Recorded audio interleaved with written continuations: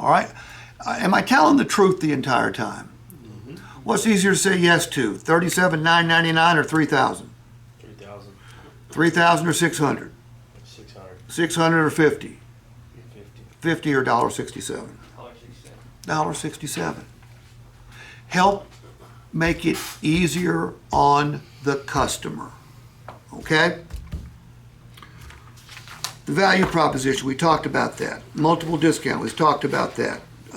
Premium equipment, we talked about that.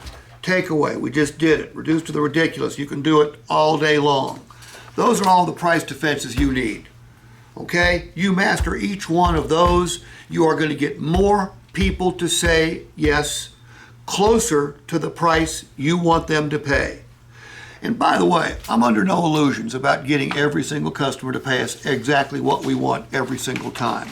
But if I hang in there, Trey, if I go through all these defenses and I still have to go back to Raymond,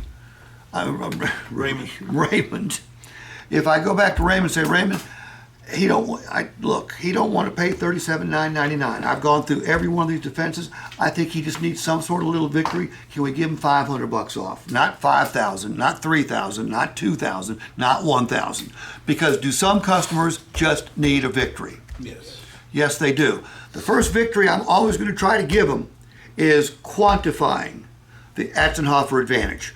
Because as we just discovered with Raymond, there's a fairly significant amount of money that they're going to save during the ownership experience.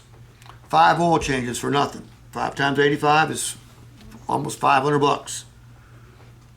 Tire rotations, $200, $300, $400 worth of tire rotations. $20 off on the rest of the oil changes, $200 or $300. Reducing their insurance premiums by $100 a year. It's $600 over 6 years. If we quantify these things, it turns into money that we're giving the customer. And by the way, it is money we're giving the customer because someone's got to pay for all this stuff, right? Dealership's paying for it. You guys aren't paying for it. Your management team and your ownership is paying for it. But the customer's got to understand the value. So I'm going to go through all these things before I ever go back to Raymond and ask him for a discount. And if your manager, whether it's Raymond or it's Eric or it's Ryan, knows that you're hanging in there with the customer and you're going through these things, they'll be much more likely to work the deals with you and work the deals so we can close the customer quicker. All right, I'm going to go through all this on the first pencil. I don't want to do more than 2 pencils. When I do more than 2 pencils, what's happening to my gross profit? Ray, if your gross goes down, what else goes down? Pocketbook. Your pocketbook. Okay? You show up here to make money. Your dealership will provide you a living. Okay? Their product, their management team, their finance sources, their marketing will provide you a living. Trey, to get rich, you got to get real good at your job. Okay? Most salespeople suck. Not because they're bad human beings. Most salespeople aren't trained very well. I mean, you've been doing this for 7 years, John, but you haven't seen much of this before, have you? No, but somehow you figured out how to make it on your own, which was why my hat's off to you. Trey, you've been doing it for how long? 6 years. My hat's off to you. Have you been really well trained in those 6 years? You had to figure it out for yourself. Yeah, your ambition and your hard work has got you this far.